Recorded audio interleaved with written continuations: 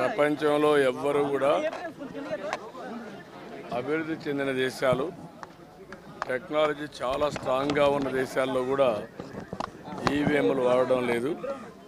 నేను అందుకే చాలా రోజుల నుంచి ఈవీఎంల మీద ఫైట్ చేస్తున్నాను. ప్రతి ఒక్క వ్యక్తి ఓటు పేపర్ మీద వేసిన సాటిస్ఫాక్షను ఈవీఎంల పైన రాదు. రెండో తృప్తి కూడా రాదు. ఎవరికి వేసారో ట్రాన్స్పరెన్సీ కూడా ఉండదు. దీనికోసం నేను ఫ్రమ్ ది బిగినింగ్ ఫైట్ చేస్తున్నాను. టెక్నాలజీ మనం ఉపయోగించుకున్నా ఈవీఎంలు కరెక్ట్ కాదు. ఓటింగ్కి మాత్రం ఈరోజు మనం చూస్తే చాలా బూతుల్లో ఈవీఎంలు పనిచేయలేదని రిపోర్ట్స్ వస్తున్నాయి. నేనేమంటానంటే అదే పేపర్ బ్యాలెట్లో ఎవ్రీ మినిట్ కరెక్ట్గా ఓటింగ్ జరిగేది. ఈరోజు అన్ని రాజకీయ పార్టీలు కూడా పేపర్ బ్యాలెట్కి పోవాలని చెప్పి అడుగుతూ ఉంటే మీరు కావాలని ఈవీఎంలు మాట్లాడుతున్నారు. ఇది కరెక్ట్ అప్రోచ్ కాదు.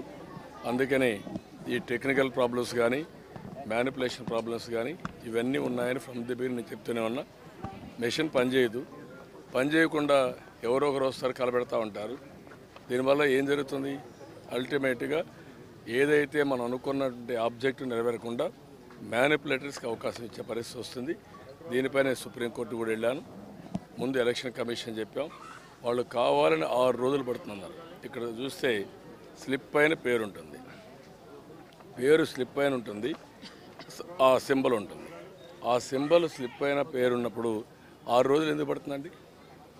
అన్ని స్లిప్పులన్నీ సెగ్రిగేట్ చేసి 1 గంటలో అయిపోతాయి. దానికి కావాలని 6 డేస్ పడుతుంది, 7 డేస్ పడుతుందని నెపం పెట్టి ప్రజాస్వామ్యాన్ని అపహాసం చేసే పరిస్థితికి వచ్చారు. ఏదేమైనా it is a big lesson. ఈ లెసన్ నుంచి అటు కోర్టు కూడా రెస్క్యూకి రావాల్సిన అవసరం ఉంది. దీనిపైన రివిజన్ పిటిషన్ కూడా వెళ్తున్నాం.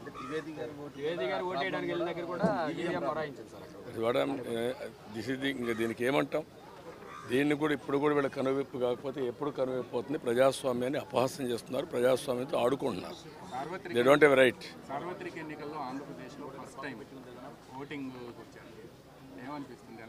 చాలా సంతోషం, గర్వంగా ఉంది, ఆనందంగా ఉంది. తెలుగు ఓటేయడం ఆనందంగా ఉంది.